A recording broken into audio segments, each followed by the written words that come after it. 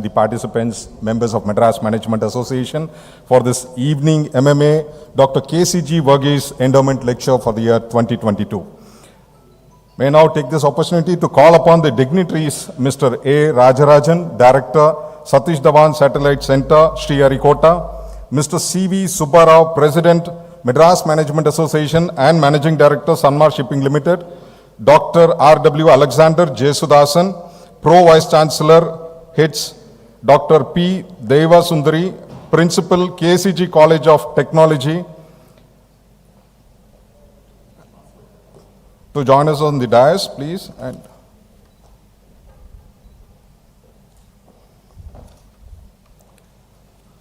request all the dignitaries to take their seats on the dais.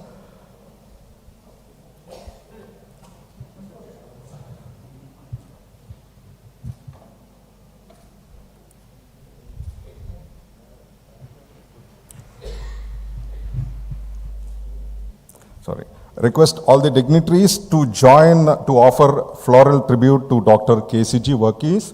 Also request Dr. Elizabeth Verghese ma'am, Mr. Ashok Verghese and Group Captain Vijay Kumar sir to join us to offer the floral tribute.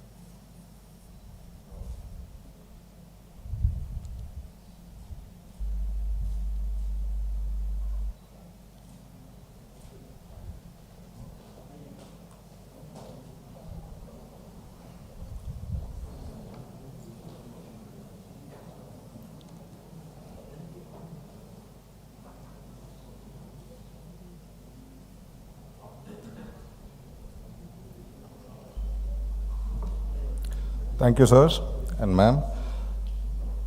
Mr. C V Subha Rao graduated from Marine Engineering College, Kolkata. He completed his MBA from the Open University Business School, Milton Keynes, UK in the year 2000 and is an alumnus of IIM Ahmedabad.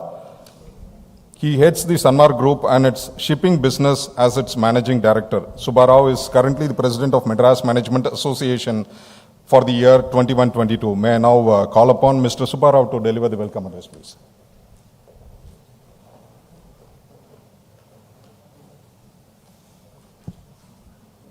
Ladies and gentlemen, good evening.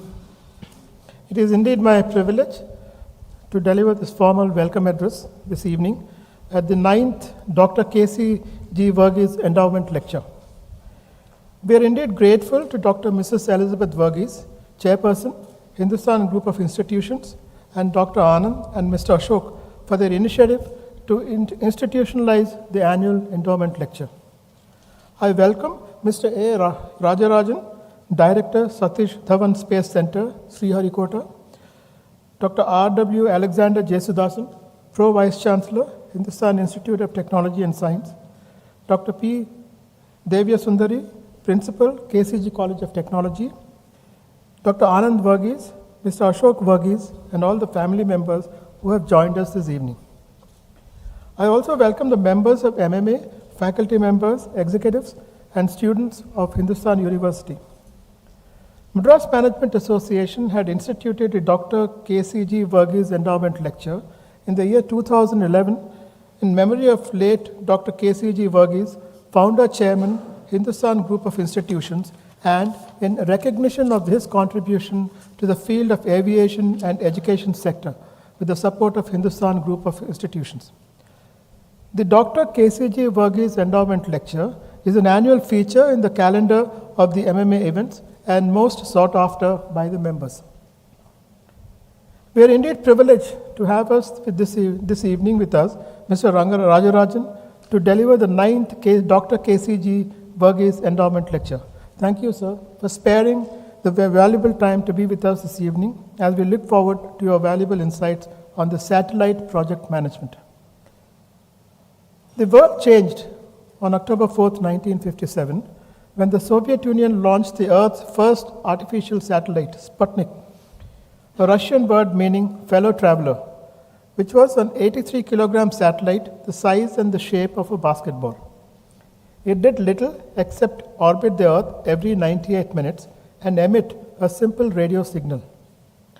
Yet, this simple event started what was known to be as a space race that eventually led to the lunar landings as well as the space shuttle missions and weather and direct broadcast television satellites. More than 6,500 government and commercial satellites are in the space today, along with the million pieces of debris. The space research activities were initiated during the early 1960s when the applications using satellites were still in experimental stages, even in the United States. Since inception, the Indian space program has been orchestrated well and had 3 distinct elements, such as satellites for communication and remote sensing, the space transportation system, and the application programs. Thanks to the professionalism and competence of our scientists in ISRO, which is India's pride, our space program is making giant leaps to the moon, Mars, and beyond. Though they make it look so simple, as if this is no rocket science, we are aware how complex it would be and what tremendous effort it calls for to plan and execute each mission successfully, one after another. It would be our delight to listen more from our expert, Mr. Rajarajan, this evening. This is my 2-bit on space satellites, and please do not be guided by any further information that I wish to offer. Once again, we are indeed privileged and honored to host the 9th Dr. C G Verghese Endowment Lecture in our own building, the MMA Management Center, with the support of Hindustan Group of Institutions. I wish all the best to the delegates participating in this lecture and wish you all a great evening. Thank you.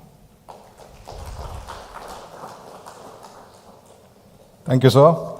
Dr. R W Alexander Jesudasan, Pro Vice Chancellor, Hindustan Institute of Technology and Science.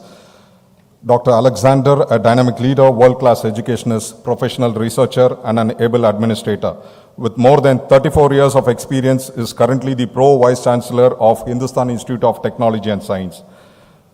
Dr. Jesudasan's area of expertise spans across entomology, pesticides, applied zoology, higher education enhancement. He is the recipient of many awards. The Think Edu Award was the one he received for excellence in education from the Honorable Chief Minister of Tamil Nadu during the year 2020. May I now call upon Dr. Alexander to deliver the opening remarks, please.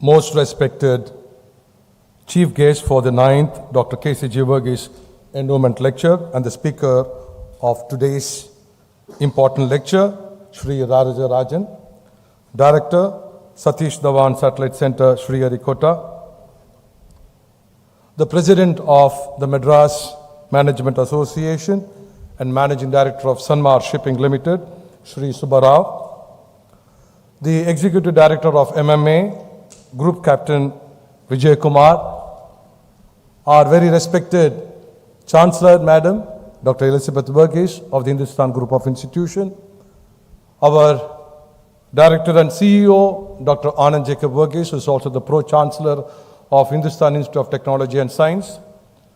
Shri Ashok Verghese, the Director of HITS.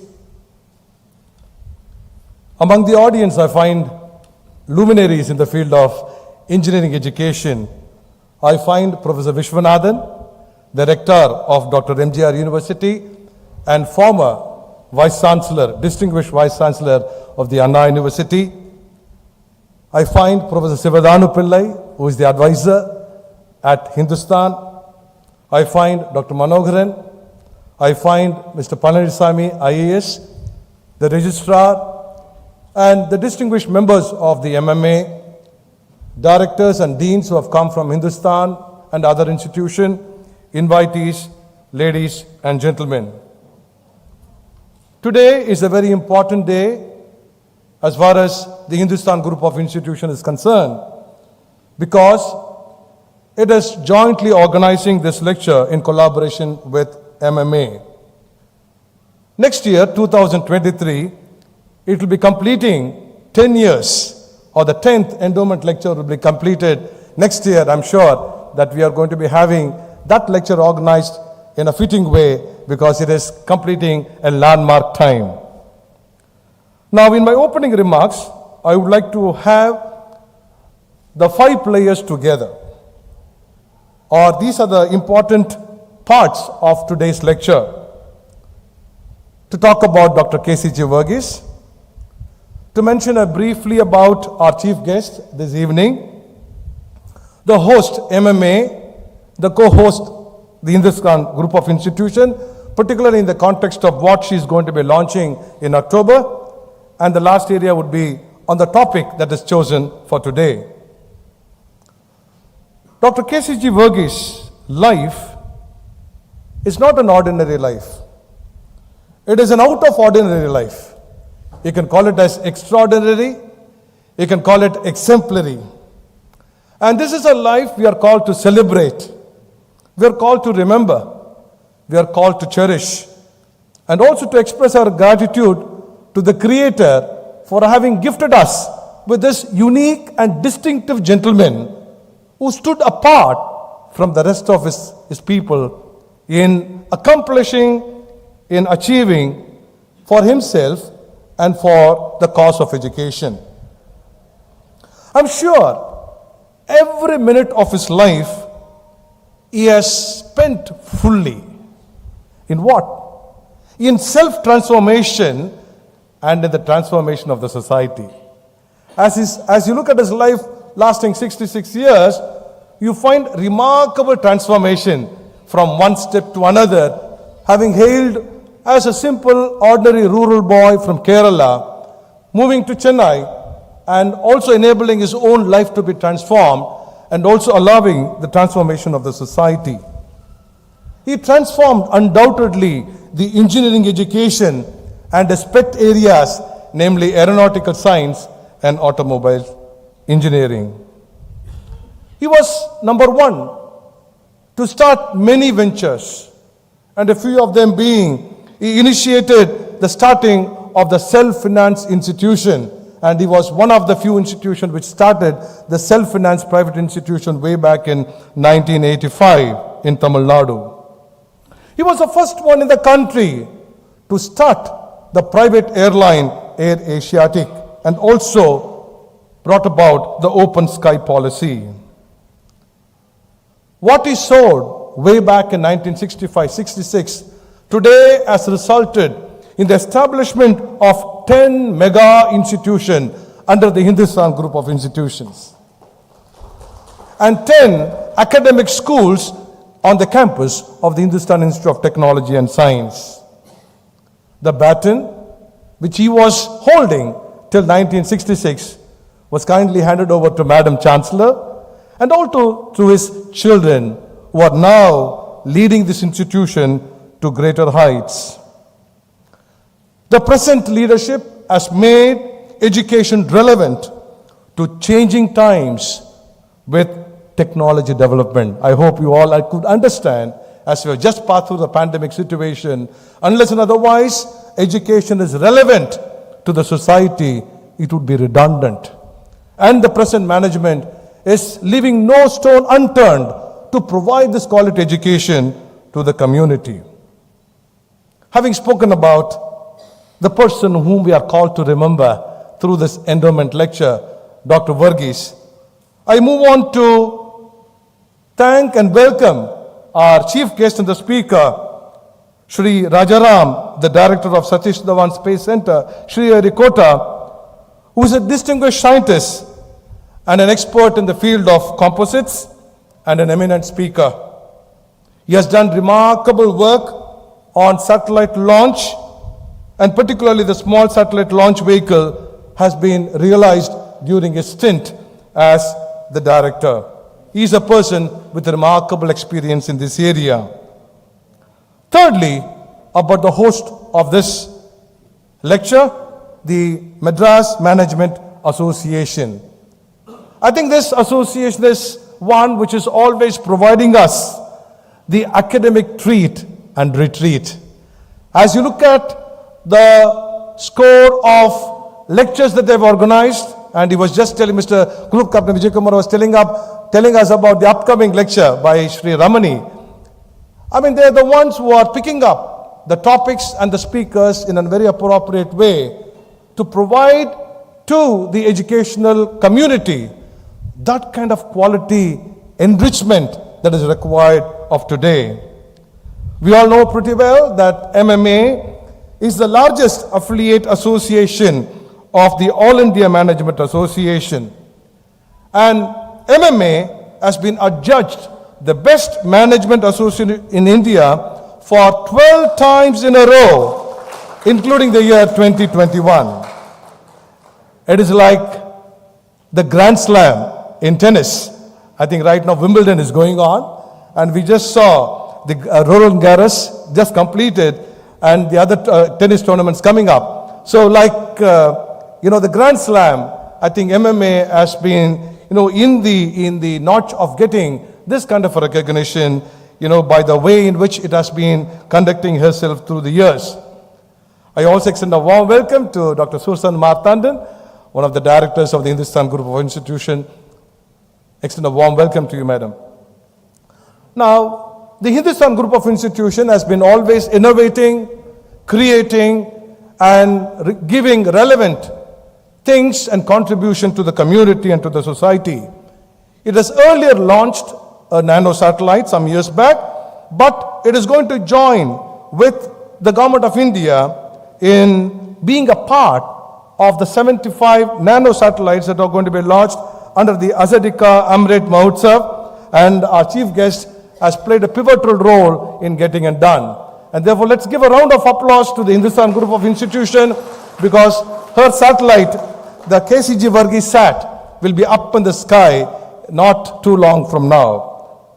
And this is very special because in the implementation of this program, the institution has been very careful to see to that there is complete 100% involvement of the students in the developing of this project, and we are going to be having the ground station in our campus. That is the hallmark of this project.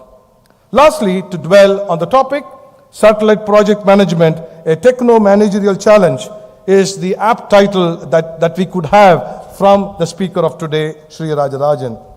There are two major issues as we would see in the space projects. Number one, there is always a high degree of uncertainty regarding the scope of the overall project because of the time, the space, the distance, and things like that. The high degree of uncertainty.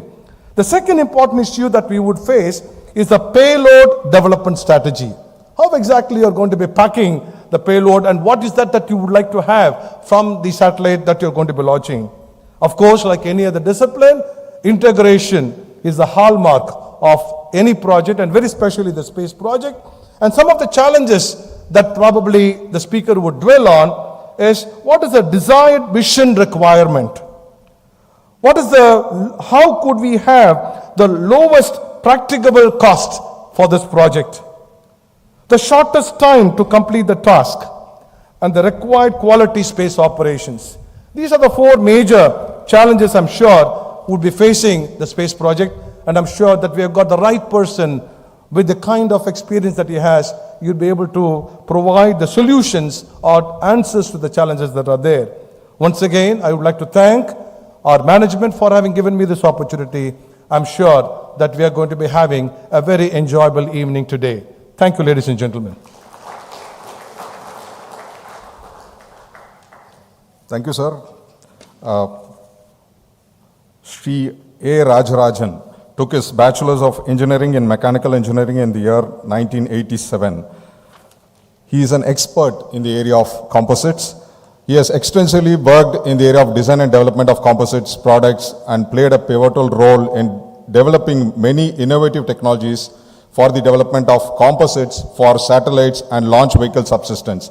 He is also a recipient of ISRO Merit Award in the year 2015, ISRO Team Excellence Awards in the year 2010, 2011 and 2015. He is a member of several professional bodies, namely ISAMPE and AESI, etc. May I now call upon Mr. A. Rajarajan to deliver the endowment lecture for the year 2022.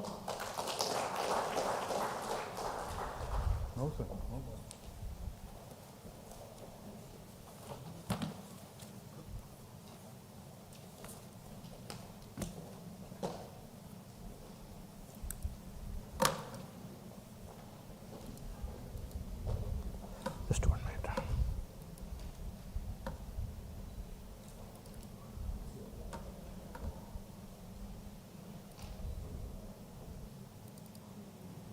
I leave it. No such a thing.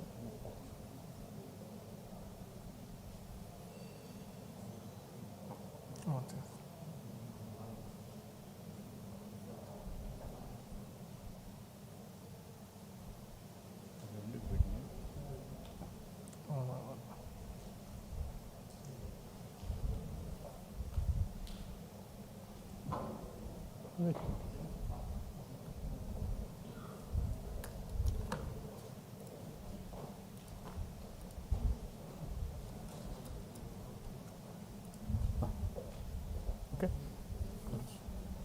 Go for that. Don't.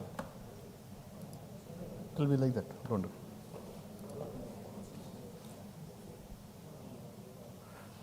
Yeah.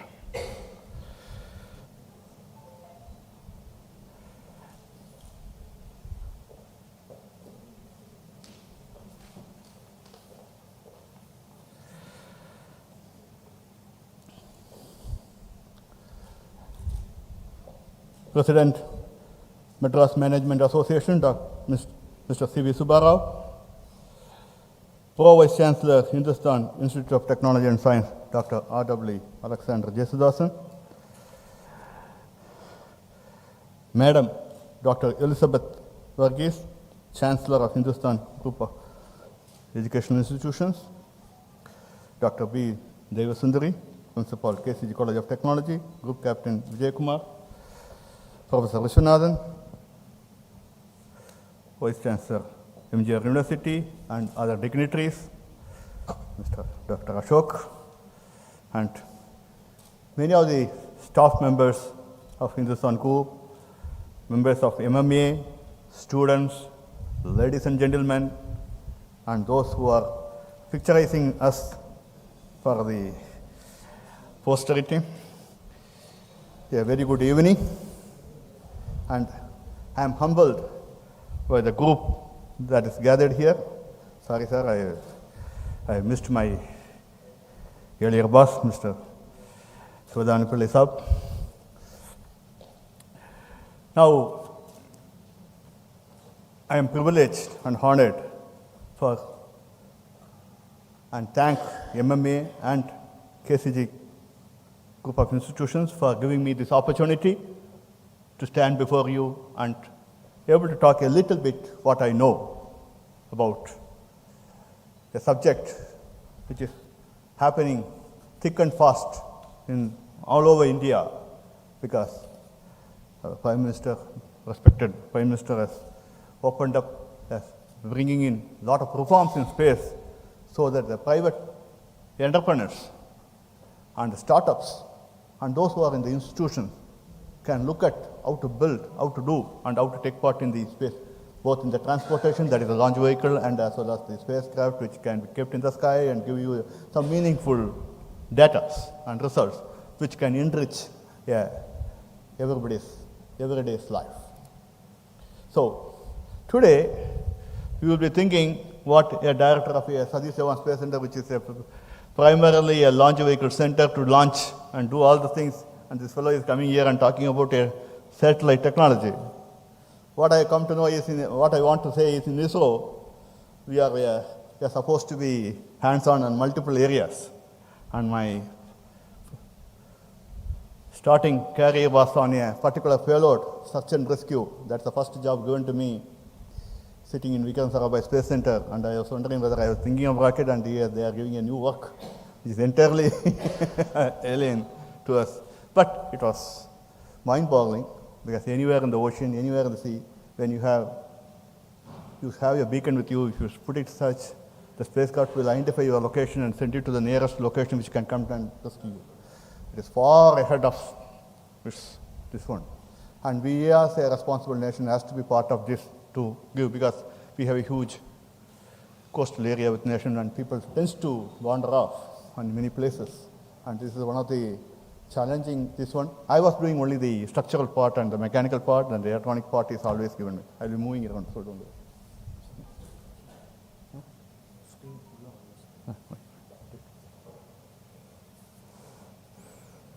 So, thinking from the spacecraft, I started learning spacecraft and associated launch vehicle, and I happened to be in composites area. So, we started looking at the things, how it will merge. So, it come to know it is a boon and opportunity in ISRO. Slides only, I am in slides only. Don't worry. Let us see. You manage in your screen, maybe, I don't know. Okay. So, this is what I thought today's apt subject, when I came to know that many people are making satellite as part of the Asadika Amritsar of 75th year, making 75 satellites from 75 institutions, and each one have a particular payload on which they will be working on and getting the things. And it is actually to bring a synergy in the system, that each people develop their own payload system. All should not make all payloads, and it becomes unwieldy. So that is how the question started. So I took it on challenge, that having whatever knowledge I know on satellite management, having worked for last 25 years in satellite area also, along with this one. So this is the subject I choose. And I hope today, as because of it is a management, what I am going to tell much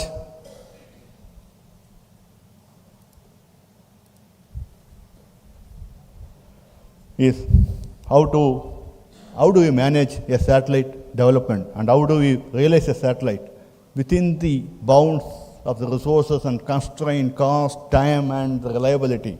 All those things putting in, as Dr. Alexander rightly put it. How do we do? I'm talking only from the management perspective, how to conduct yourself, not the technical things or small things, because that's not the up place here. I thought that I can come to a college and institution and can always talk about all those things to the students who will be asking many questions, including questions. Today, how do you manage this? It's not an easy task of how do you manage, because there are so many multidisciplinary. What is rocket science? Rocket science is nothing but 10,000s of small elementary things getting implemented, acting at the right time, within millisecond accuracy, and getting it done. That's all, nothing else, nothing more. And we have our pioneer, Dr. Jesudasan, who can tell much about that, how small things has to happen in the right time. Now, coming to here, so what we in ISRO we do is, I hope the slides are coming, okay, fine.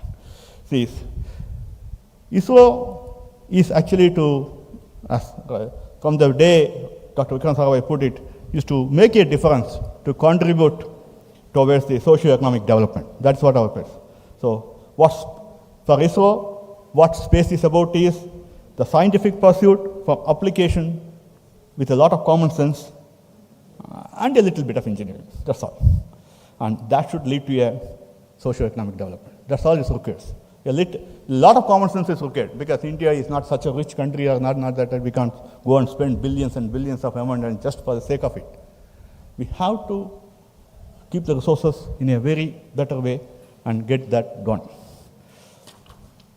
Now, so for this requires an R&D.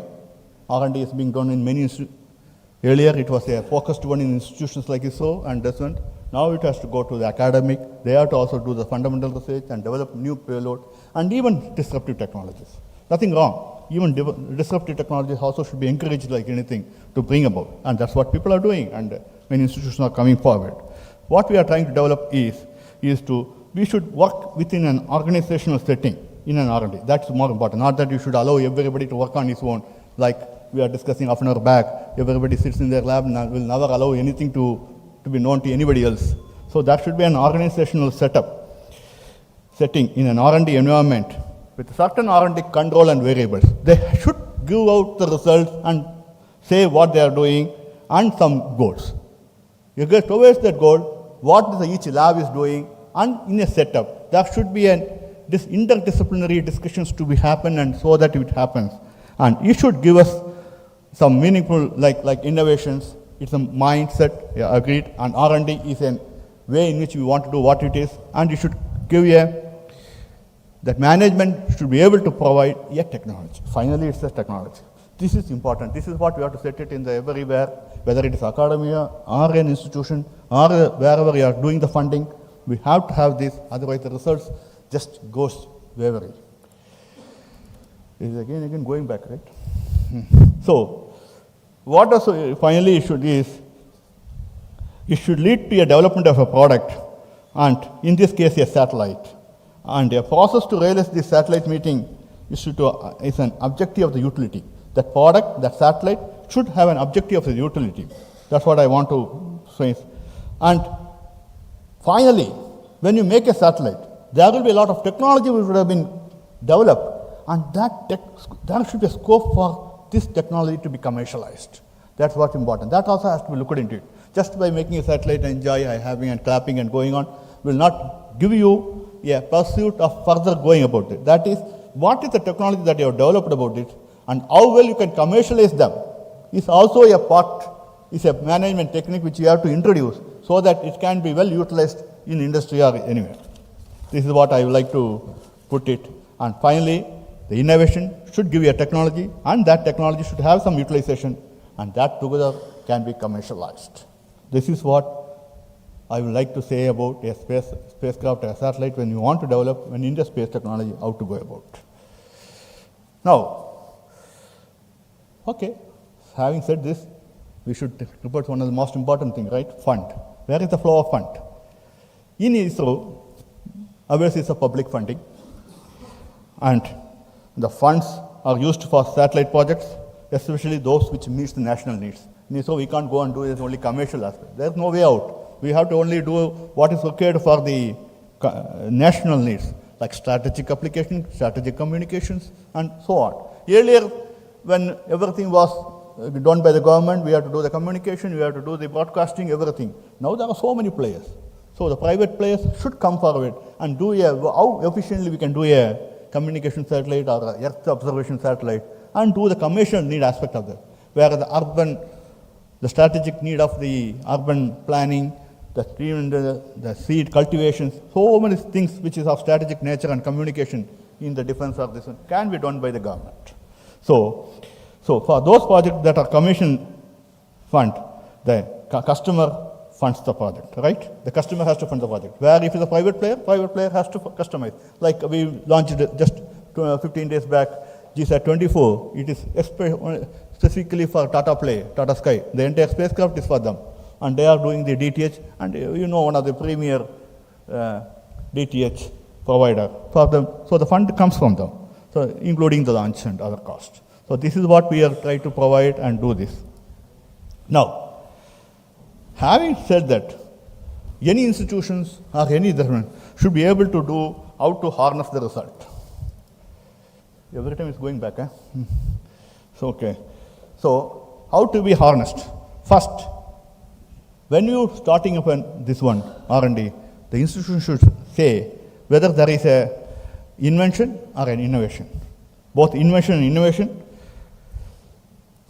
so should yield a product with available resources. The resources are the man, the intelligence, the capability of the expertise available there, and the funding available and the time frame available. These are the resources, and you should be able to harness all those resources into this combination of innovation and innovations and try to give a product and service. That's important. I request each and every players, when they look at it, please, this homework, before getting into any aspects of a satellite manufacturing, get into this planning. This is the most important. We spend almost 12 months in doing this, because then only you can get the parts required without any wastage. Because so many wastages can happen if you are unplanned, and everything is very costly. It runs into multiple crores. That is the most important thing in these things. So the product and services, and finally, you should give a competitive edge. Already, if it is such a product is available in the market, or this one, there's no point in going there. I don't have to tell into this audience where they know what it is.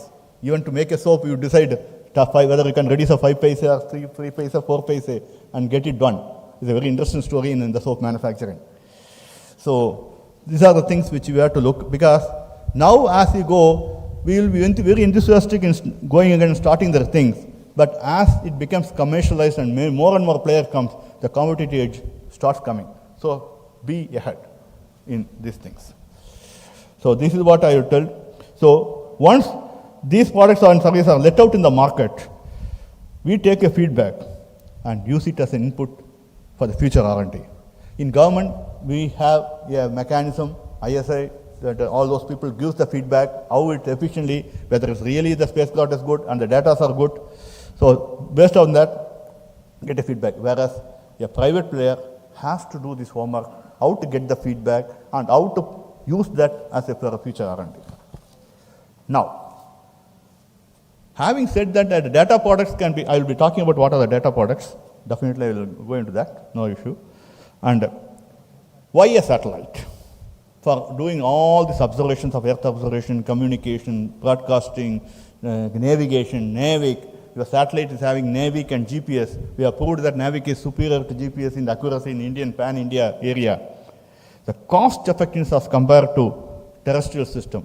You have to put thousands of towers or thousands of watch towers. You can manage it with one spacecraft. The distance independent on communication links. That's what I want to say. Independent of distance, whether it's the Himalaya or the Northeast or the Kerala or the coast, wherever it is, you can, even in the Western Ghats, you can get a communication. That's why BSNL only is providing the provider in Sabarimala area. No other communication tower you can get communication. It's so costly. It's very difficult. Now, with the advent of satellite technology and communication and making it much and more effective, cost effective, you can have any communication. And it definitely covers a large area, right? At 36,000 kilometers, a satellite can cover 1/3 of the Earth easily. So that is one of the terrain condition. And theoretically, then the ease of configuring a network, continent to continent, nation to nation, state to state, it can be easily networked. Nothing to worry. Distance doesn't play a part. It is very easy to do that. Then the space-based reference, the GPS. I can give you a reference of the Earth itself in the planet in our solar system, where we go and where we do it. Such kind of accuracy we can give in 10⁻⁻8 seconds and all those things, possibility, atomic clocks and all those places. We can give you a very precise locations of each and every guy. If you have a mobile, even if it's switched off, we can give that. And the quick reach, independent of distance. I can reach you within, say, 3 seconds, independent of the distance. Observation very large from a very vantage point, right? Now we are able to monitor the drainage system, fluid system, where the flash flood is going to occur in a vantage place. We are looking and giving the solution for that, which is not possible just like that in this one. And the coverage of landmass, and that are not our own. We don't have to worry. Others' landmass, what they are doing also we can peep. It's all the interesting story, no? We always look at other houses, what is happening, not ours. So it's an interesting thing to look at it. It's very important also. That's called SPY is called. Now we are coming to, sorry, I went back. Yeah. So when you do a configure satellite, most important is the customer and what application he wants. First, we look at the customer.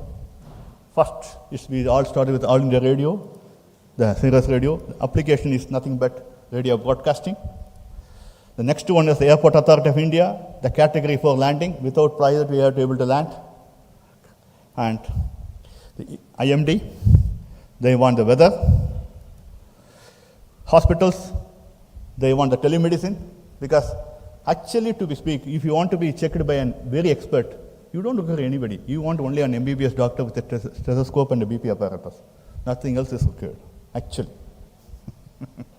It is the experts, if he is available, whether he is available in Apollo Hospital or any other hospital or AIMS, if a doctor of your family doctor is nearby you and giving all the clinical parameters on this one, he can give you these suggestions and whether to come or not. You need not travel for one visit all the way from a remote place in SHAR, where we are an island, where we have to come to Chennai itself. We are taking 2.5 hours. To reach a hospital, it will take another 1 hour. Imagine the treatment, the first treatment can be done within 10 minutes. That is what the important is. That's the telemedicine. We are all in the national need. The banking sector requires VSAT terminals for ATM. The civilians and strategic requirement, I don't have to talk about it. Navigation solution, because army should know where they are to move, ships should know where they are to move. Then the Ministry of Earth Sciences, they want to study the entire ocean, whether it's warming up, we will get all the reeds, fisheries, the major one. Then the Tata Sky and Sun Network is the private customers, they want a direct-to-home DTH TV satellite. Intelsat, as a part of responsible nation in the Committee of the Nations, we should provide communication transponders for everybody, because they have to, all over the world you should be able to communicate, right? Within India alone you cannot hibernate yourself and isolate yourself and do all those things. And these are the Intelsat, Avanti Communications, private players. They also has a major communication satellite. We should be able to link with them and give provided from the ground. It's not only spacecraft or the launch vehicle, it's the ground. 97% of the revenue is from the data that you get and how you harness and how the application, not by the launch vehicle, not by the spacecraft. That's only 3%. But the 4.5 trillion economy, 97% is by satellite. I will give you just a small tidbit. The biggest player, the biggest revenue maker in the world doesn't own even a single satellite or a launch vehicle. He's like Ola or this one, who is having the biggest fleet of taxi, but he doesn't own anything. It is his capability to harness the data, how to use the data, how to apply. That is the fundamental. You should know when you are making a spacecraft, when you make a payload, when you make an application, the data that is coming out, how well you can leverage that data, how well you can commercialize data, that plays a part in saying that, yes, I am going ahead with such a spacecraft and I am going to launch in such and certain vehicles. That is the most important aspect on these things. Then comes to Doordarshan. We have to help, there is no other go, and we have to point. That's why we are able to give you free broadcasting for the entire thing, because the right information, the factual information and all those things, when we have channels in all the places, because it's not going to revenue earning, so it is just a national need, and that is being done by us. And we have a digital India. What is digital India? How do you map? It is the remote connectivity. Simsaram, Islands, so many places when they are remote, we should be able to communicate in the disaster time and be able to tell them what we want and what they want. And that comes and digitally map the entire India, both resources, manpower, all those things. It requires a huge input and payload developments to do this, all these data services. So this is what I am coming to. These are the requirements, a spacecraft that is available both as a nation as well as commercial aspects. So world is wide open to you to do all these things. Now, having said that, okay, these are the customers, these are the requirements, so what I have to do? So the major milestone is, first you have to define, then configure, and get the approval, because just like that you cannot go and make a satellite and say to the government. There are some legal things which you have to follow, whether ISRO does or whether private player does, where an institution does. Once you define and configure, you should get an approval that I am going to make such and such thing. Because after making so much money spent there, you don't get an approval there, sir. You can't do anything about that, because it has to conform to the responsibility of a nation, because we are signatory to many pacts and many resolutions in the UN as well as in the nations. Then only you have to go about procurement. Then you have to review those procurement, whether you are going to get that in time. Hardware manufacturing, important aspect, whether you have the resources and ancillary units around you to realize these hardwares. The subsystem testing, because each and every small things has to be tested, like power generation, harnessing the power, solar power, doing those things. How do you do that? Then go to the system level testing, which you are already doing in KCC college, definitely. Then we have to, since space is a deep, almost minus 200, 250 degrees centigrade, you have to bake it to the, from plus 180 to minus 180, and see that that item is able to withstand this severe environment. And as you are putting in a launch vehicle, it should be shaken. In a layman's word, that is nothing but vibration. Then we have to ship it to the launch site, and we have to prepare for launch. It is like an aircraft being prepared for everything, right? A ship being prepared for traveling, a bus being prepared for the like cleaning, making sure that it can travel a long distance. All those things has to be looked at. Then, having done, when you put in space, you have to do in-orbit testing. Have to see that payload gives you the correct data, and then only you can submit it to operation. Once the operation is done, as a responsible person, you should be able to decommission it also. You can't leave it, I used it, that's all, let it go and fly as it wants, because it becomes a debris after its useful life. So, if you are a responsible person, you should decommission and send it away from that orbit, because that orbit is required for somebody else, or for you also, for the next satellite. So, that is a decommissioning, so that also has to be done. And these are the major milestones. As a top management has to look at it. Have you done these things? I am not coming to technical commercial yet. What I am talking about is these are the milestones which has to be looked at it and looked at whether the satellite, all this can be planned and done with a milestone activity. Now we will coming to the defining the need. There are 4 aspects of defining a need of a satellite. Somebody has to tell that I need your service, right? Otherwise there is no point. When I say in ISRO, we look at it, government or somebody, agencies, autonomous or private or this one has to tell, yes, we require a need. Likewise, you also require to define who wants these services. And do you have the technology required for these services? Whether I have to buy it fully, lock, stock, barrel from any country or from any other player or within India, or by developing by myself in my institution will fetch me a better cost advantage. This is what we have to do. Because some of the things is not better not to do it yourself. It can be bought out. There's no point in if somebody can write a theory about how a fountain pen is working, but if you go and make a fountain pen, it will be really costly. Whereas there are people who have put in proper resources to make whichever fountain pen you want, right? We now a complementary of a pen is not at all an issue. In 70s, getting a complimentary pen is something unimaginable. So today, an ecosystem has been put in place. Likewise, you have to reach such kind of ecosystem in space for each and everything. That is what I want to impress upon them, impress upon this one. So that's one of the technology.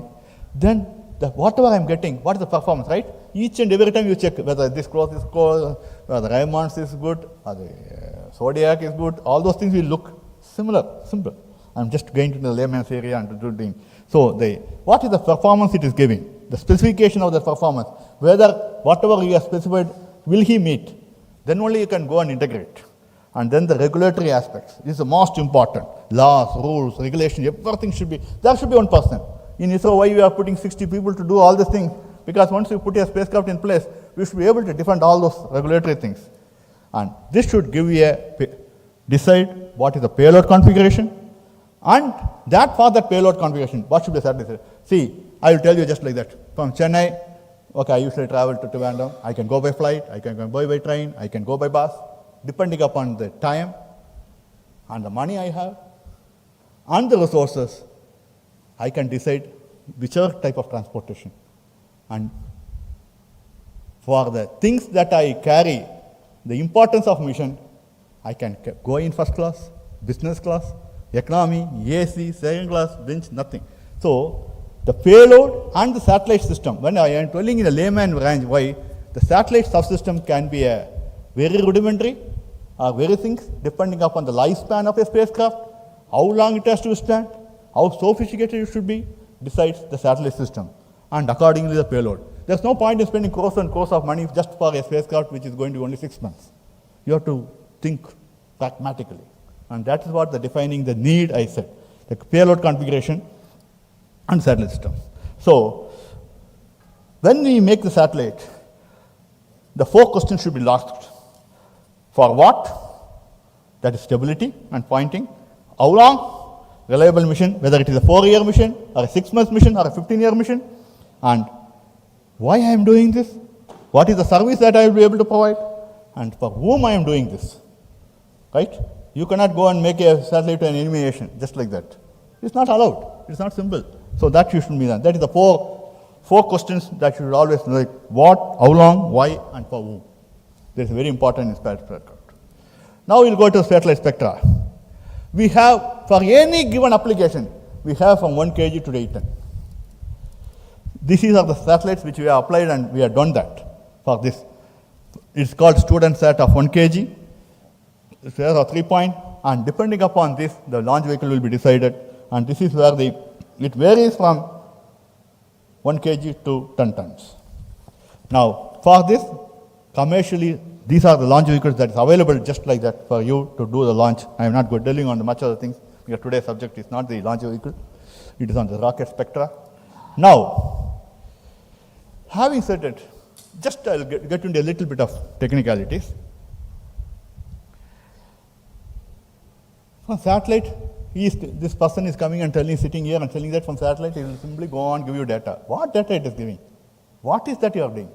What I am trying to do is, for Earth observation, it is a reflectance. What I say, the reflectance is the chief property by which all Earth observation satellites works. It is there at 400 kilometer, 500, 600, 700, 800 kilometer altitude. It will observe the Earth surface and try to get the reflectance. So these are the different ways of vegetation which gives you different wavelength. That is nothing but indirectly the frequency and the percentage of reflectance by which we get the sun, depending on the type of the feature on the earth, like vegetation, land, soil, water, buildings, and it can be forest also, and even the tarred roads, what kind of roads we are having. The reflectance to the satellite happens at a different wavelength. And this has been slightly refracted by the atmosphere also. And Earth observation satellite is sitting there and has to observe. So the incident radiation, when it's reflected back, it tries to understand this reflectivity, what I showed in the earlier graph, the difference in area, that reflectance only it is making. The difference in reflectance and corresponding difference in wavelength makes it easy to decipher between various objects and various features of the Earth. That's what we are trying to do. This is where the technology and science comes into picture. And this is what you have to concentrate and develop one of the best one. The rest of things is surrounding it. It's like, I should have good professors, right? I can start a college. Finally, I have to have a very good professors that they should be worried about the teaching happens there. And that's what people, and they are coming out with a very good product. The product is students with good caliber. This is what finally plays a part like this, same thing you have to develop. This is what I want to impress upon the startups and this one. Now, I'll just, for my 70s, I have only 2 heroes. One is Amitabh Bachchan and Rajarajan. In 70s and 80s, students don't go without that because they make life so easy, right? So I just want to say is, the same person has different images, right?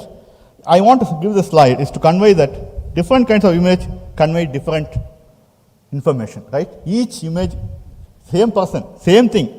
When it's being photographed in different fashions, it gives a different information. I just took Amitabh Bachchan for the different characteristics and this one, and each kind of image it conveys the depth. What you have to observe is the photography depth, the canvas. That's what technically I am talking about the technicalities of these things, of each photograph envisions, and what it does survey. Just what I am trying to is, depending on the type of application, the type of image, its resolution, its depth and information differ. So that's why we should have panchromatic, high resolution, multispectral and as well as hyperspectral. These are the different types of applications in which you can get the features of the earth and do that and decipher what it is having there. So here is where the person comes, the optics man, the technology that he has to do this, and I will just show for each one how the examples.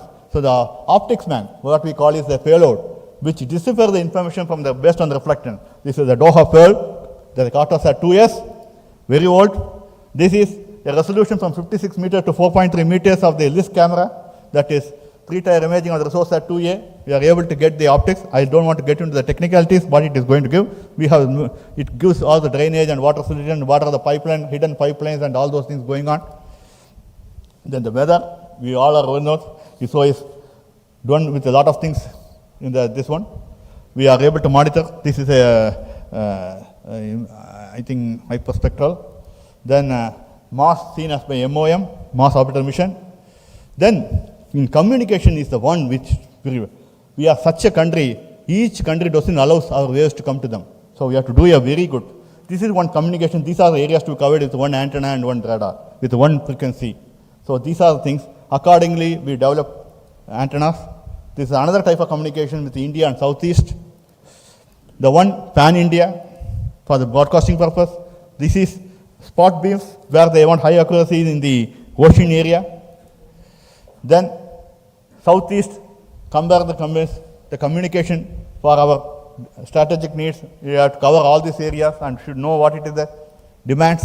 There is another demand, overall demand for the communication purpose for TV broadcasting and also the mobile applications. Then comes the demands along the oceans, along the different super DTH.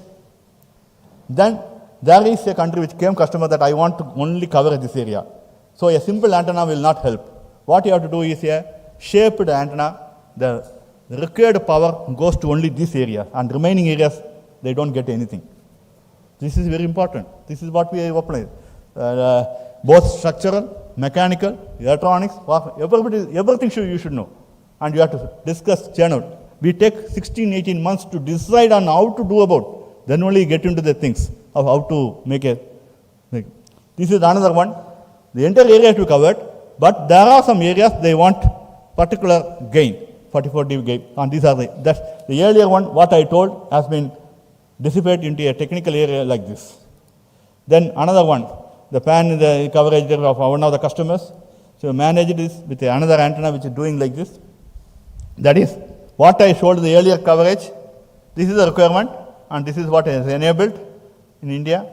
And this is a circular, just anybody can use this information because it is an open sky requirement. So that has been done. Then for navigation purpose. Then spot beam for the aircraft and this one with patch antenna requirements. And this is a particular very interesting. India is not a country with one language, right? If I did it, I have one book in Odisha, which I want in, I always refer to Kerala because I come from that place, so don't mistake me. And when I say, a boy or girl wants to download, just think, he doesn't know any other language. The book is in Odisha, he knows. And when he wants that book, the spacecraft should have a high bandwidth. The Odisha book will get translated into Malayalam in a very fast way, and the person, the boy or girl, will get in his language, in his or her language. Think about it, that it should happen in 10 minutes or 5 minutes. The data should be there. Each beam, suddenly, it from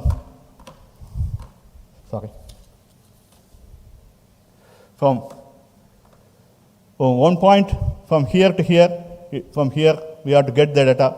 Rest of things need not take part in that communication. This is the transponder that we are looking at. Europe had a very successful this one because they are different language. From there we took it and saw that it is a good application which can be used so that people get enriched with the books and you need not worry about translation, digital. Everything is possible. Just now I am coming to the coverage. And many communication I covered. First and foremost is what is the mass? Already KCG group would have been aware that you are supposed to withstand within 5 kg, 1 kg, 15 kg, like that. And when we do the mass of the system, we have to have a very good, there should be a group of people should work on the mass, some group of people has to work on the power, a team of students and professors have to work on the volume, people has to work on the,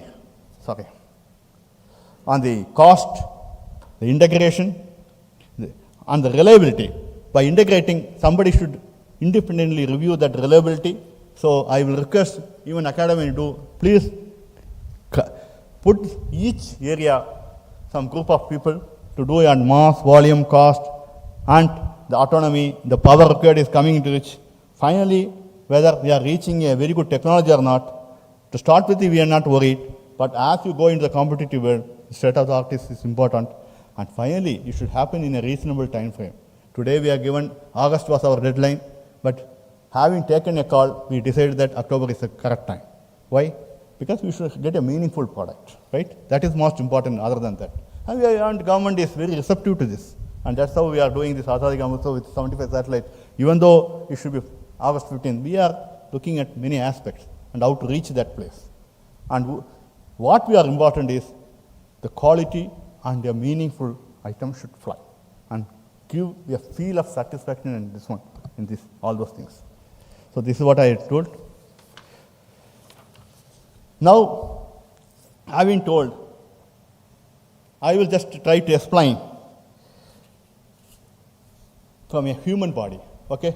I am always a satellite or anything, I try to explain from a human body, from a human nature. You are a satellite actually, you know that? You communicate, you observe, you pass on the data, you do all those things. So you are nothing but a walking satellite or whatever you call it yourself. So that satellite, when it comes, you should have a payload, right? You should be able to see the earth or give us some RF antenna, like for DTH you are giving some antenna, like that. In spacecraft it's a little more complicated antenna, patch antenna. First of all, the fundamental rules. Anybody living or non-living things radiates, sends energy in RF and receives. If you are able to focus with your antenna here inside and able to get, I can communicate, that's called telepathy when people used to tell. I also thought same way, you are also able to communicate. This is called transmit and receive. How well you do a transmit and receive, how well you observe, how well your data is, that designs the payload. I have many of systems, we have worked on all those systems, and this camera, the earth observation, where I can see a person walking, so many things. So a payload. Then, if I want to communicate like this I am talking to you, as well as receiving things, how I am observing people, some people are interested, some people may not be so interested, but how do we communicate so things? When I do all this, I should have a sound body, right? You should have a very good structure for it, to keep all those things in position, give what is required, like bone and muscles, like that. Spacecraft also requires structure and propulsion systems and all those things. Then I should be able to sense whether it's very cool or very hot. Depending upon that, I have to control my body. I should take some fluid or some energy. Where from my energy? Is the solar energy is the only source available, and some propulsion, stored propulsion in my reserve. If I don't have food now, I should have reserve enough in my body to withstand that area. Same thing has to be done, and that is what the thermal control system does. We have to work on it. Then I want to pick this bottle. I should have a deployment mechanism in spacecraft. Just like that, you can't do this. But I can't go in a deployed conditions during launch itself, because launch vehicle there's a minimum area. So I should have a very good deployment area, and there should be a propulsion system to propel and go anywhere. I should have a car or scooter or bus or something, right, to go from one place to one place to keep it in place. These are the satellite systems that you have to work on. Now, once you do this, depending upon the items, many of the items to stand from -180 to +180 degrees centigrade in spacecraft, composite is the best bet because it doesn't change shape or size or place. It is very stable and strong. And then the pyrotechnic devices to cut and send the liquids wherever it's required. We work on RWS. I happen to work on the pyrotechnic with 1 milligram of RDX. You can cut a rope, 3 mm rope, and give the deployment of the antennas in place, and then the power system. The solar panels produces the solar energy, solar power, but it should be regulated in its supply, right? Our electric system, industries, nuclear corporation, everything produces power, but you can't simply give it in the grid. There should be a regulatory authority, regulatory system. How do you put it, whether it's a 132 kVA or 11 kVA or 1.3 kVA, all those things has to 32 kVA come, then it should come to 230 watts, industry 440 watts, all those things, how do you regulate? That system should be available in forward, because each payload requires different voltage and power. So that is the power systems. Then the digital systems to finally give you the data that you require. Change all these data and communicate it to the Earth as well as to whether it's a spacecraft or this one or viewing, you should be able to communicate. And when you got all those data with that instrumentation, the digital system, you should be able to communicate between the payloads, between the spacecraft, Earth to spacecraft, between the ground station. All should be linked in a proper manner. So when these are the satellite subsystems which is required, what you require is, if you translate this, to do these things, I am standing here. I should know where I am standing. For that I require sensor, right? The sensor is eyes, I should hear, all those things. So many things are important. I have to sense. All the 5 sensors is satellite also required. You should sense by touch, that is nothing but thermal. Field of view should be very clear. Sensors is there to see the sun, earth and all, so that it should orient. And you should be able to acoustic smells, that is called, we call acoustic, feel, skins, all those things are here. Then the inertial systems. As you stand, have you ever thought, why are you standing so stable? Even if you want to fall, you can't fall, right? Human body is born like that, you cannot fall intentionally. Have you ever tried this? Try, you cannot fall. Because there is a 2 reaction wheels here and this on the behind the earth, which rotates at very high speed whenever there is orientation. It occurs at a very high RPM. Medical doctors may be able to tell better.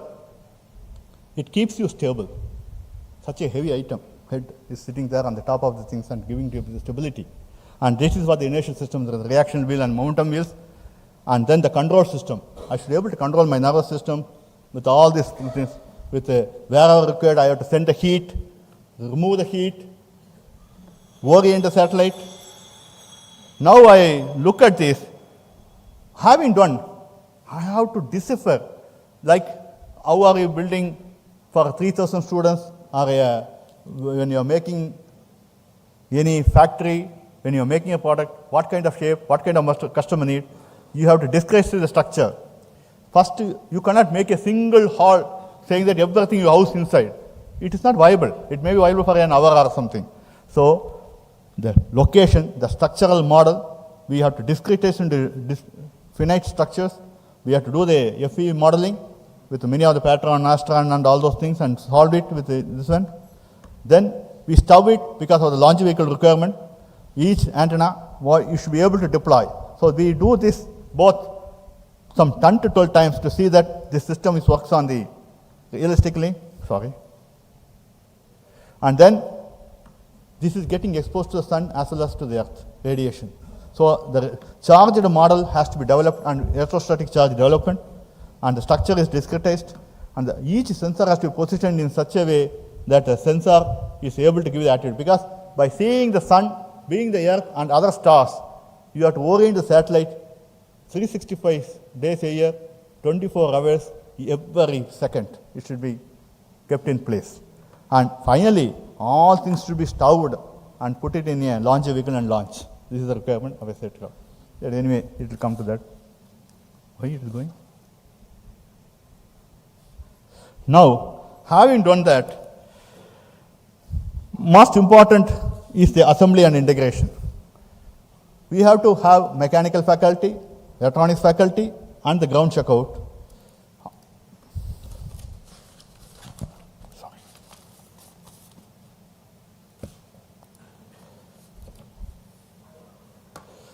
First of all is the layout. Already people have to look at it, how to do this, the functional, the mechanical, the electrical, and the environmental. That is, I have to put in such a way that the heat generating elements should compensate the cold areas.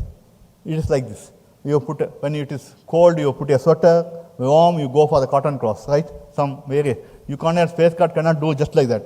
So you have to orient the thermal and all those environments and to be able to withstand the vibration loads of a rocket launch. When a rocket is going with such a heavy acceleration, it will be vibrated like anything. So you should be able to do the interplanetary missions, the galactic, the magnetic fields, all those things, and the electrical supply, electrical power requirement. Finally, it should be fast and mechanical because you should work for 15 years. And 15 years, the technology should not become obsolete. That's the most important thing. You should function for that 15 years and do that and do whether it's a spin axis or a stable activity and the special requirements, if any, whether you should decode, coded communication, because whether if you want that no other people should be able to get that data, you should encrypt it, and at the ground you should have technology to decipher it and know what it is. These are the things which you have to look. Finally, all these technical things has to group into three areas called mechanical, electrical, and the ground checkout. I should be able to communicate them in a remote way. That also should be done. Finally, it comes to functional groups as mechanical, electrical, ground. You should get the people for this to do this work. Now, in ISRO, it's an inter-center interface. Not one center does this. What I do is, first of all, our headquarters define, talks to the government, gets all the regulations, the user interface. We all participate in this. Finally, there should be a nodal agency. Likewise, in an academy or anything, there should be one person should be identified as a nodal agency to communicate for anything outside, to do this, all this aspect. The application, the user interface and regulation approval. In our place, URSC is the lead center, that's ISRO. All the system engineering, everything has been developed. Then the payload is done by the SAC application, Spacecraft Application Center, Space Application Center in Ahmedabad. LEO does all the sensors. The LPSC, which is in Trivandrum and Bangalore, does the propulsion system. The IAC inertial system unit in Trivandrum does all the inertial area, like flywheels and reaction wheels and momentum wheels and sensors, gyros, all those things. And Vikram Sarabhai for spacecraft does all the antenna substrate where I come from, and optical structure earlier. And then we provide the launch vehicle, that is the VSSC provides the launch vehicle of PSLGS and this one, which is apt for this particular application. And that application, all this has to be a priori discussed at SHAR, whether it can, all this can be assembled at that place, and what is the time frame, like 15 days or 12 days, 10 days, 3 days, whatever it is. That is we call it as launch campaign. But 16 months before you should have discussed all these things. That is how it comes. For a small satellite, it is 2 months or 3 months. And then after going to orbit, for communication satellite, Hassan does the MCF, Hassan does the work, and for the Earth observation, ISTRAC is done. This is just I am giving a flavor of in ISRO how a satellite, when it is to be done, what is the activity that is going on. How does it translate into a time frame? First of all, this is the most important thing. Having done all these things, the supply management consists of analyzing the requirement against available options, working out the availability of budgets and fund flow, establishing a business model, management of obsolescence, because as the years goes by, some of the technology which is mature there will become obsolescence. Your spacecraft will simply have a dead life. What is the point in that? Working a way through the purchase procedures, managing transfer of technology. You can get it from another institution, the technology. Why you have to work on that? Whether it will be feasible. By interacting itself, you will learn much faster. Acceptance criteria, maintaining an inventory and planning ahead for the next cycle. You also always should plan for the next cycle ahead, because what will disrupt you, nobody knows. Nobody knows. This is one of the interminants. So this will come. Now I will explain some models, how we are, why it is important that I choose this subject intentionally, even though it is a little dry, I know that. Why I do this is, first in ISRO we started with a first supply with a system integrator or this service provider, actually, service industry, which gives manpower supply for the services that we want in ISRO. That's the first model we did. The second model is we give the drawing, documents, everything, and industry starts making it, where the people does the give. Then the third model was we give a specification and people started giving products. Like many industries are now we are giving. We are even, there are so many integrators already in place in Hyderabad, Bangalore, and Trivandrum, and so many, even in Chennai also. They know what to work on. There are some expertise in actuators, somebody in landing gear in Bangalore. They are experts. We don't have to work it. So we have come to some long way. We know what we want. At least we know what we want. So we specify, we get the product. This also has been successfully established. Then the fourth model is why not the service integrator, the provider, the industry, the concerned industry comes into the ISRO and does the product and service within the ISRO, so that they learn, so they don't have to invest. They learn the technology and then they can multiply much better than a government institution. They can do. This also is tried successfully. Many industries have now started coming out. Having learned the technology, they are now gone on their own, do it, and they will provide to us also. The fifth model is how to make a satellite within ISRO. Already successfully tried out on technologies. Many papers has come and alpha technology and all learned how to develop, how to make a satellite. This has also been successfully tried out in satellite area. Now comes a sixth model where we will give a specification for the entire spacecraft. We will configure everything, and this is what we look at it. And an industry should make a satellite and give it to us. This is what we are at this juncture today. And another model, next model we are going to try out is, we will provide the specification for satellite, for that satellite, what the specification for a launch vehicle, and both will be made, and the satellite and launch vehicle, both will be made, and we'll provide a convenient place. We will not say which place, whether it is SHAR or Kulashekapatnam or whatever it is. We can even go to sea and launch if such things they desire so. And this is what is the next model. Friends, we are at this juncture to try out the model 6 and 7. The world is open to you. The government has put all the reforms in place. It is us to take how to go about these things and do this work in a specific way. Now I'll do. When you want to do this 6 and 7, there are some issues which you have to take. Over the years, ISRO has been stressing on the maximization of industry application. Right? Yeah. And slowly it is increasing. 1 to 5 I have tried it already, I told this. Now 6 and 7, the time is right. All the things, regulation, everything is in place. And what is? Now, having said that, what is the complexity? The scheduling and optimization is an important aspect. Satellites have multiple objectives, having multiple objectives and payloads. So, managing such a mission needs multifaceted expertise. That's important. Not only one expertise, multifaceted expertise. Managing project is tough when there are many other projects competing with you, because any institution, a lot of priorities will be there, right? It's not that only one priority. So you have to manage all those priorities and be very clear what kind of priority you are giving and what you are going to do about this. I don't have to tell about the management people who are here to know what is this. One thing which in spacecraft which I was most stressed about is the technology management. We in ISRO successfully, or that one in DRDO also, the matrix management. I report to a boss, but there is another person who has equally have a say on what I have to do. It's called, people jokingly call it as jungle matrix, but actual term is the matrix management. There is a hierarchy of procurement to be done in administratively, but technically there are many matrix, if I get the matrix coefficients, we say, that coefficient is having some effect on you, and you have to accept that fact. Even for the topmost man has to accept that there are so many coefficients works. This is what it's scientifically putting in the time. You know all those simplex methods and all those methods of 8 by 8 matrix, 36, 39 by so many matrix. So each one have effect and do. This we do as regularly. And you have to also do this, start doing this matrix management.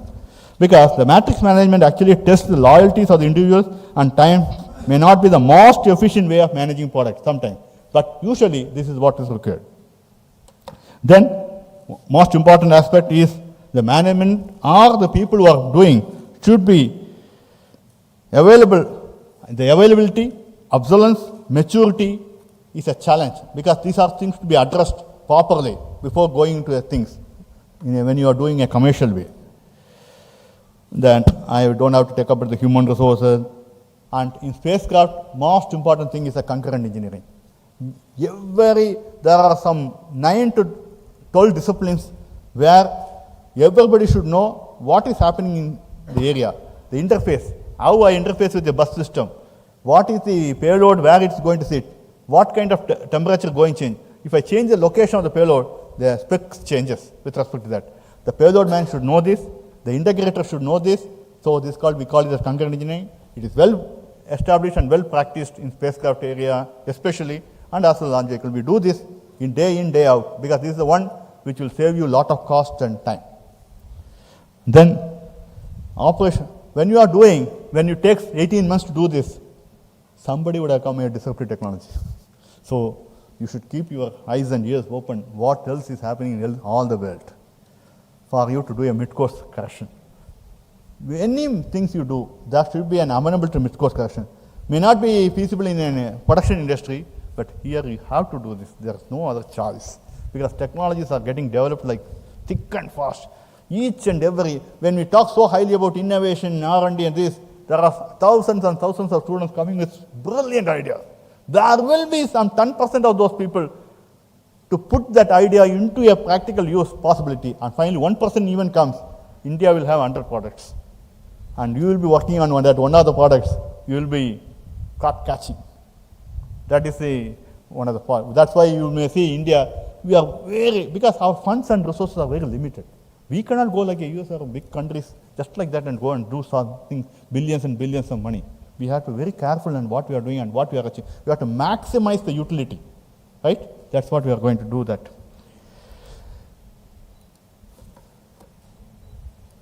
Then it's called, usually a big spacecraft of 3 ton to 4 ton. We spent 12 months on planning stages to decide on the technology, development, all those things, configure into this, and then decide on a launch vehicle. Then 14 months for doing the identification of the things and bus system and packages and this, and then we start. The 9 months is a hardware activity, and then we go for the 3 months for all the tests and done. Finally, it comes to 24 months for a clean spacecraft with all the things done. But usually nobody will give this much time. You have to come in 18 months. So this is why I put intention in this slide is there are overlapping for each area. As you confident, fine, I am confident I cannot go back. Nothing like that in spacecraft. You should be ready to go back and come back again. So there should be always an overlapping. Why this overlapping? It gives you a continuation between the configuration, the ideator, the configurator, the implementer, the solution provider, and the last mile activity of the integrator. There should be a communication between along this. Then only you can have an optimum manpower. Otherwise, you will end up with the 20,000 people required for each project. It will not happen. You have to do it with 100 or 120, 50 people. This is what is one of the important aspects, which I just took it out on a technical paper. I took it out. Now, another one important problem which you face is launch vehicle. I want to do 14 missions today, this year, I decide. Government gives you clearance. Usually, launch vehicle is very critical because it has to do precisely what it's supposed to do within 10 minutes. Everything is precise. So I may have 8 PSLVs. I have 8 PSLVs. Now it is actually 4 LVM3 and 2 GSL Mark III. That means I have to develop only 3 launch vehicles, repeatedly making a production manner, helping through various industries, and get 80% of things, the launch vehicles are made through industries only. And that's repetitive. Now come, India cannot provide just like that hundreds of satellites. We want 14 satellites. For this 14 launch vehicle is made, 14, I'll just show you the 3 years back the scenario. 14 satellites has been made for a year or two. Each one is unique and different. For each different application, nothing is repeated. I am a person who has developed a solar panel and do things. None of the solar panels, we have 8 varieties. Industry simply, Tata simply asked me, what is this? You said it's industry, I invested 100 crores and now you are coming with 10 types. See, the whole plant has to change for each thing. But what to do? This is a cost. This is a cost. This is the time. People have to configure day in, day out. be ready with this. See, because we are making for specific application, energies. Like this, in the beginning of stage, you have to do this. And slowly you will reach a standardization. Already it's standardization. Even though it's not a fear mongering, it is just the difficulty of utilization of the funds that's available to you in a most efficient way. You will end up like this. If you want faster, you will go for repetition. But money will go a little more. But you will get a saving in time. I'll talk about that also a little bit. So each one is a RISAT is a radar imaging, SARAL is a communication, GSAT-4 is a communication, 14 Earth DTH, hand walkie for the military, GSAT-11 another communication, IRNS is navigation, IMS is another Earth hyperspectral imaging satellite, the resource is the ocean monitoring, INSAT-3 is a pakka weather and weather monitoring. So many things are required. Now, so managing this uniqueness of satellite, why you have to do an advanced planning actions? You should always, as I told earlier, always expect the unexpected. Then the backup plan should be available. The extensive review and evaluation, optimization and standardizations, no compromise on reliability at any time, because it is going, nobody can go and repair a satellite there. It is in some other place, so it should be very reliable. And thorough follow-up on mission critical elements and take decisive action. Decisive action. Don't happen, make it happen. And that is most important aspect in these things. It should be decisive actions. Now coming to this, how do we, having told all this, it's a little tricky. When you make some 50 teams will come with the varying directions they want, and you have to manage that. So there should be a management team which looks at this. Is there so many in Indian industry? It is the available technology, the optimal cost, the application requirement, as I told, the right scheduling. That should be most important, right scheduling. Keep that scheduling well aware to all the people so that they know what they have to do. And the reliability assurance. Because I want tomorrow, if you go and say, he will make something and give it to you. So you should be very clear what is that you want. And let us understand the time. Please listen to the each and every place. And let us understand in spacecraft the reliability is very important. That's why I put. And all this 5 is not going to help each other. All are in different direction. It is hitting on each one the other 5 parameters. That's why I put this picture to show that this balancing is a delicate activity which you have to do. So now the management aspect is the all. I don't have to tell. Men and women is the important area. They should have particular talent and expertise. I should have materials, whether it is within India available or in the foreign countries or anywhere I have to import, whether I am capable of importing in time, whether I will be able to get that imported item in time. That is the one thing you have to do. And all this thing requires money. Then the missionaries, having bought all these components, whether I have the proper tools here in my place to do this, because please understand, actually it doesn't look as if it is not available. But Chennai and its ancillary unit is the best unit. Many of the complicated units has been made in around Chennai because of the automobile ancillary units and other things. We are able to make many of the complicated products for the casting solid motors from here. And there are people who provide this. Slowly it is coming down. This has to pick it up. And the growth potential and avenues are plenty for the spacecraft area. Many people are doing it actually here. So this is one of the things. Actually, you have to go and prepare an inventory. I'll take this opportunity to tell the MMA to develop an infrastructure and inventory of so many units around. Actually, mind-boggling units. Some of the things which casting and this one, we are not even only in Gujarat and Kutch area only can do this. But there are some areas in Tamil Nadu, sand is so good for the casting purpose to make molds and this one. It is mind-boggling that we are able to. And to replicate the sand from moon is available only from Salem. The material is available. That is what is important. We don't know all those things. We can do so many things and do the experiment which others cannot do even. Why don't you provide an infrastructure to do the satellite testing, a satellite assembly area? That itself is a very good business model. Many people are doing. Both in Gujarat and Hyderabad, it has already come. I think time is ripe here because so many units are available to us. We can work on that with so many incubators. So, and finally, a method, how to do this assembly integration. Finally, it should be done in assembly integration in one place, right? That we should know how to do it, and that is where you should master in. All other things you can bring in. But if you have your methods with you, in spacecraft, methods. It is the only 3 mantras available. You should have methods. Methods when I write, how to do it. You should write down and keep it. And this is what I want. Don't change ever, any time on those things. Now, satellite project complexities. I just give you, it's all what it is. I am just putting it this. I used to always ask all my managers and deputy project director to keep this in place. This is, you should be aware. Everybody will come and ask all these things. You should manage this. If you are not given a priority, don't get some other project. Which is a project got priority? You should note it down so that they become, I will tell you the last slide what it is, why it's all required. Because you should be able to do something for this. The matrix management calls if you want to work in different projects.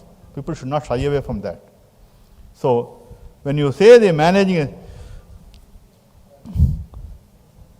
of time. Now, the integrating the individuals with harnessing the teamwork, achieving the task. Why I am telling this is, in spacecraft area, those who are, it's a layman, anybody who is not interested in astronomy, not in, when you lie down on your back and see, you are seeing space. Your vision is limited by the roof of your house or the space, it's always intriguing. So man always started the satellite with the what implementation? First he saw the birds, he wanted to fly, he made aircraft, he rockets. How to reach there? If I am there, from there, if I see the earth, how it will look like, what it is, he imagined. Then next best thing he did and went and made a spacecraft. To reach the spacecraft, he made a launch vehicle. This is how things goes about.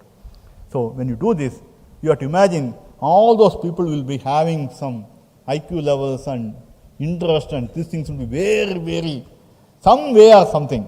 And you have to integrate all those people. They are not some, they have put their passion in place and coming to this.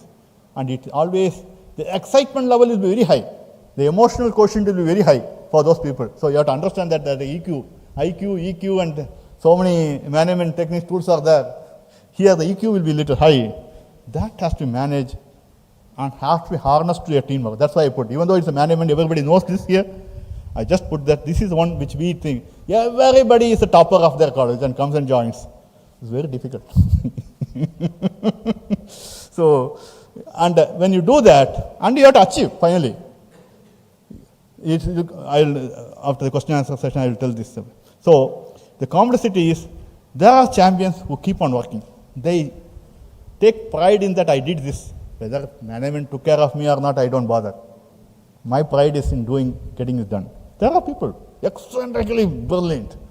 If you go on their subject, mind-boggling. The doers, they'll just do it. Okay, sir, I'll do it. There are skeptics. In any organization, it's so. And there are blockers. So individual, they use their theory and capability to just block. But you should have them, because it will make you to think in many aspects. In ISRO, we have a policy that if you do a thing, there are some 30 factors, parameters, you look at it, there are things, you suddenly pick up, this is the right one, and went and did, and successfully did the carry out the launch or a spacecraft activity. People at management doesn't looks at you kindly. But a man, a woman, who looks at 30 parameters, writes down all the 30 parameters, the best, the good and bad, advantage and disadvantage, all those things if you take into things, and then come to a conclusion, and then also they failed, management actually rewards them. Because this is where the ESA and we do policies, each and every aspect has to be considered. Based on the aspect, you took a decision, that's enough. Because that decision is not one man's or one month's decision. It has been reviewed and approved. That's all. We are all party to it. We cannot just point some. Only thing in the long run, You cannot go on make such mistakes. It is called developer. In that kind of aspect, these blockers and skeptics plays a big role into think in many other ways, because you have to counter them. When you find sometimes out of 5 times, at least once they will be also right. You should give that point. That is what I just put it. But in the normal production industry, this is not acceptable. There is nothing. And in SHAR, we don't agree for blockers because it's a last mile activity which is already planned. We can't change that. Now, this is where there are silent persons like pythons and there are active persons like rattlesnake. It is important to be wary of what the silent person have in their mind. That's very important, okay? He's a brilliant chap. He's a python. He has something in his mind. He will not come out. You have to tap him properly. Oftentimes, the silent pythons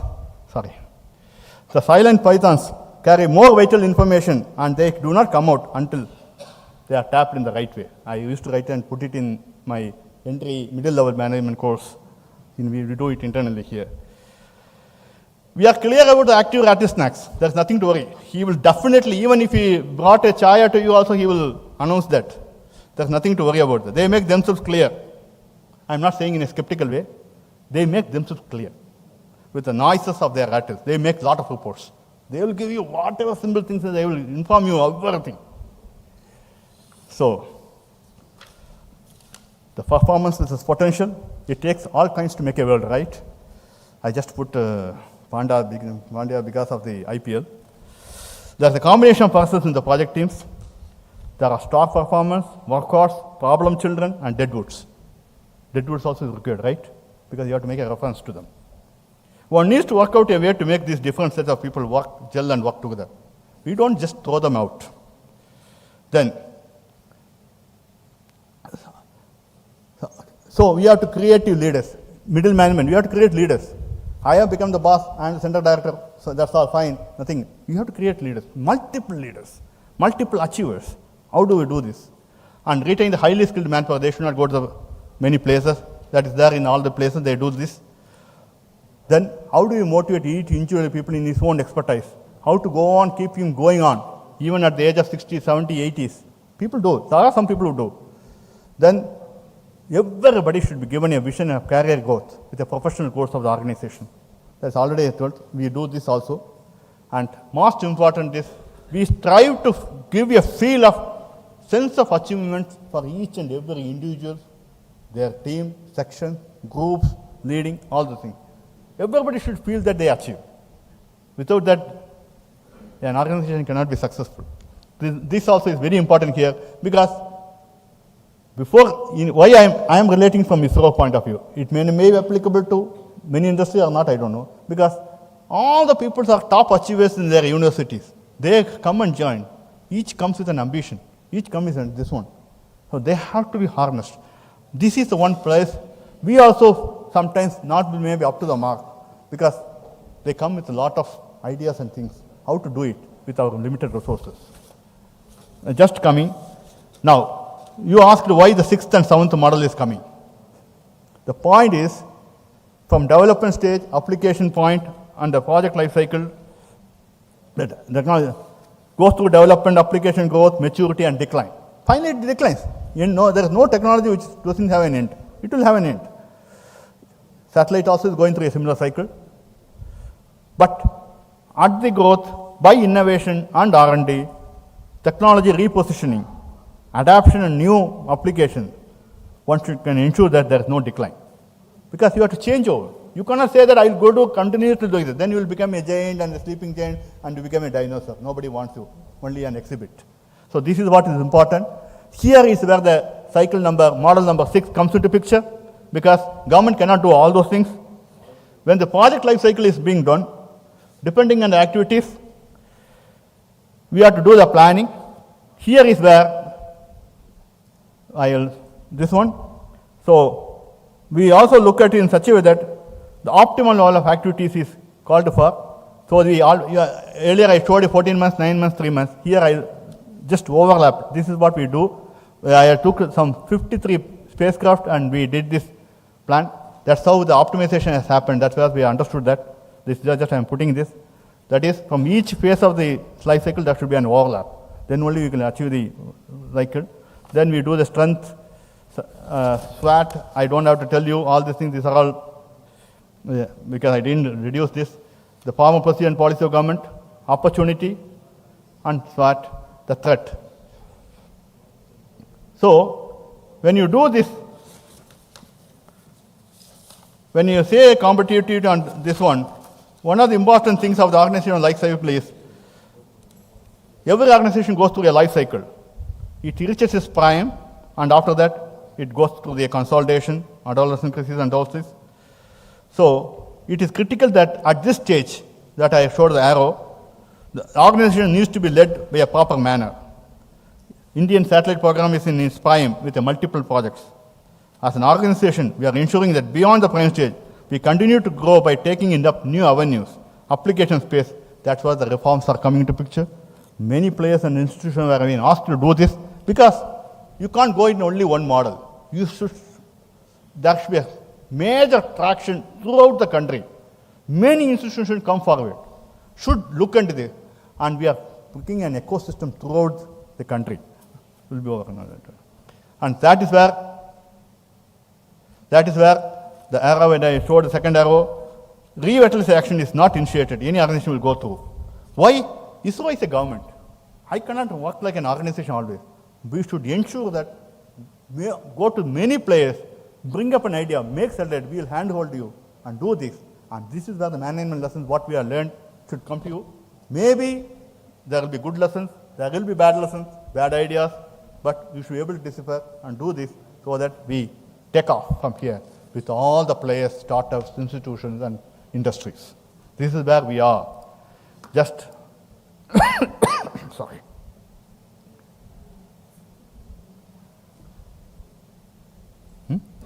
Stop it.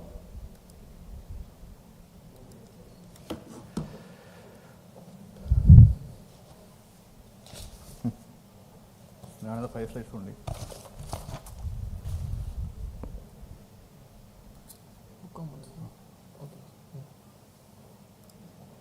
Okay. The satellite technology is a challenge, it's a continuum. What we are talking about is the quality, time, and cost, right? There should be good quality, least time, smallest and the smallest of the cost. That is the scope, right? So, if you're having a low cost and very fast time, it is inferior. If it is quality and cost, if you don't, it will become late. If it become expensive, these are all management words. All together, I want. There's no such things in spacecraft. It is a compromise. That's why I say it's a series of compromises. You start with a very ideal thing, then you come down and reach a level where you can really have a workable product. While you're coming down, you should become a workable product. That's what I want to put there. The balance of the cost and quality time while staying with the original scope of the project is pivotal. So, what we'll have is, let us change that criteria. Let us have a good, fast, and cheap. Don't say only the spacecraft. There are so many subsystems, so many elements. The criticality and specification base, you can decide it can be achieved, which one I can make fast, and which are the things which should be really good. You decipher those things and play around. There is where the project management, the techno-managerial, both the financial, the technical manager has to fight it out and see how we do about this. And this is where a satellite project manager constantly strive for a balance between the three without compromising on cost, quality, or the time. One often comes, unfortunately, at the cost of other, right? That you cannot be done. Now, last but one slide. Having told, so techno-managerial, whom you want? You want a leader? You want a worker? You want somebody, expert? Who is that person is required? Who are those people? You should comprise of. There's a classic dilemma in the area of satellite project. Management, to be a leader or a manager. Everybody wants to be a leader or a manager, right? In industry, but in satellite project, many people don't aspire for the leader or manager because it's a thankless job. I will tell you, leader or manager is a thankless job. Every day I am abused. There's no doubt about it, right? So, a manager or a leader? Who has to be there? It's analogous to the classic dilemma, chicken or egg. But I have my own story, you don't worry.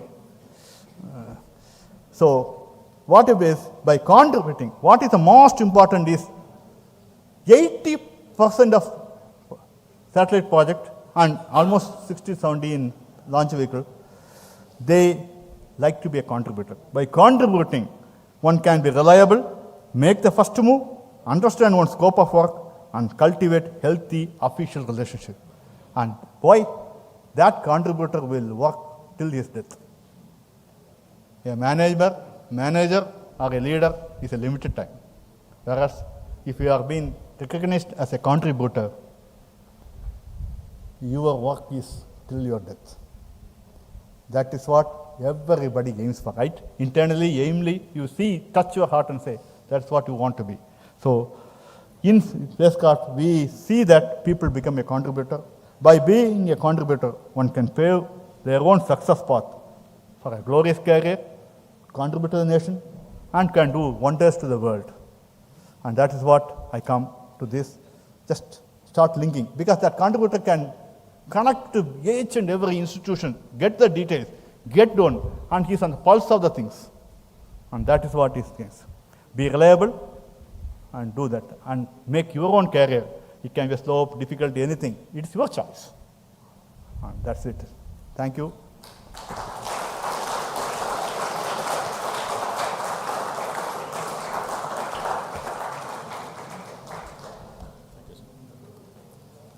Thank you, sir. Thank you for making this evening very interesting. And it's time to honor the guest. May I now request Dr. Elizabeth Verghese, Dr. Ashok Verghese to come to the dais, and Group Captain Vijay Kumar, also the dignitaries on the dais. Yeah. Just to make only one sentence. Thank you for the opportunity once again. Here it will not be nice. Each and every data has been given by various centers. Actually, I only collated all those things in a thing in short 2 days because an object.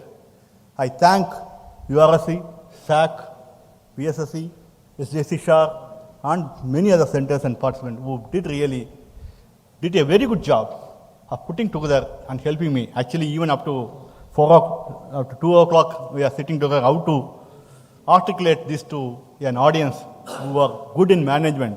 And I am talking about a techno manager from a government institution. However it is, I hope it passed on a little bit to you. And I thank all those for making this presentation possible. I just want to make it understand. Thank you.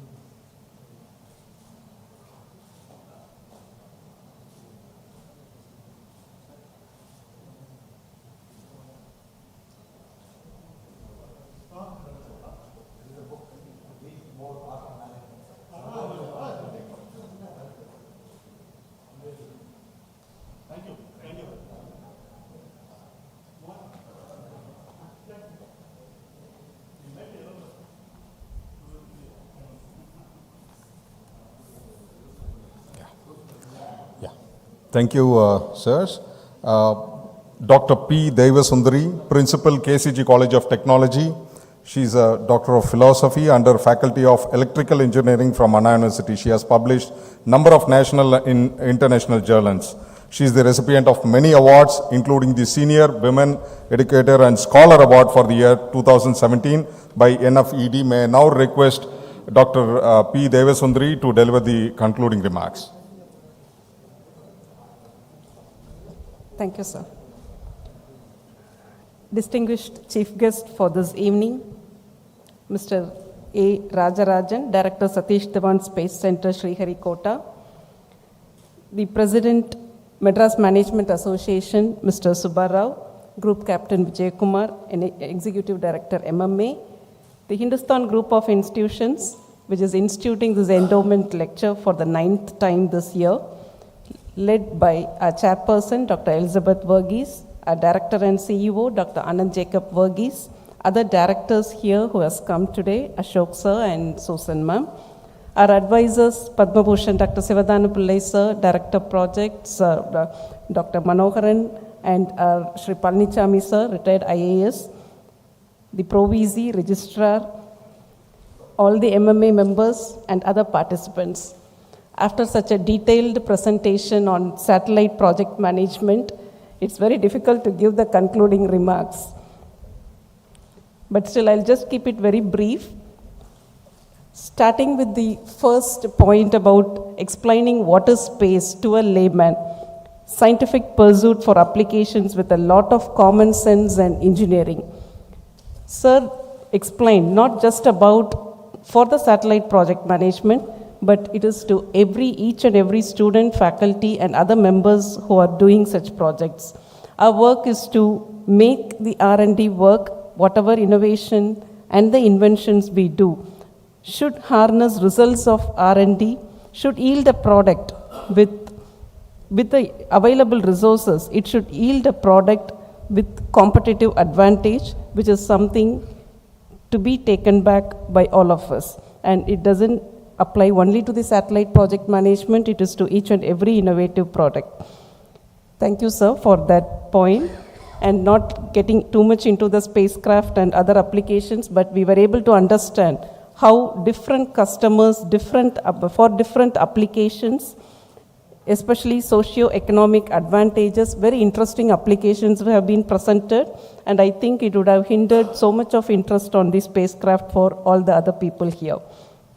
And the different milestones, project milestones in satellite management, and defining the need of why, how long, all that were much helpful too. And different images, sir was able to explain to us with different images how every image envisions different information, with an interesting example of Amitabh and Rajinikanth, why the images captured is so important and how it will help a common man to translate to. Thank you. And then very interestingly, sir was able to explain us how a human can be as a working satellite with connecting the payload to the purpose of our life. And each and every subsystem he was able to connect each and every subsystem with our subsystem. It made even a common man understand about the satellite space systems. And of course, with the management, all the supply chain management. And very interestingly, for all the startups today, sir explained about the industry participation from where it started and where we are today. We can easily understand that there is much scope for private sectors here and startups to come up. And also, as sir was explaining, for the aerospace, how the team is very excited. Even in our campuses, in all our campuses, we know how the aerospace and aeronautical students are. They come right from Kashmir till the south tip of the India, and they are from different states with high passion, and also they always fly in air. They always talk about something that is very interesting. So if we could understand that, definitely we can understand how it could be, how the team would be in his expertise.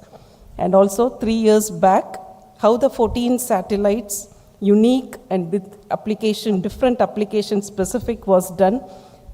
It is very interesting for us to know it's all unique, but we can also understand how difficult it is to manage the uniqueness of each satellite. And that too, striking a balance between the technology available, cost optimal applications, scheduling, and also reliability assurance. Overall, for such a detailed presentation, we are much honored to have listened to this 80 minutes of his lecture. Thank you so much.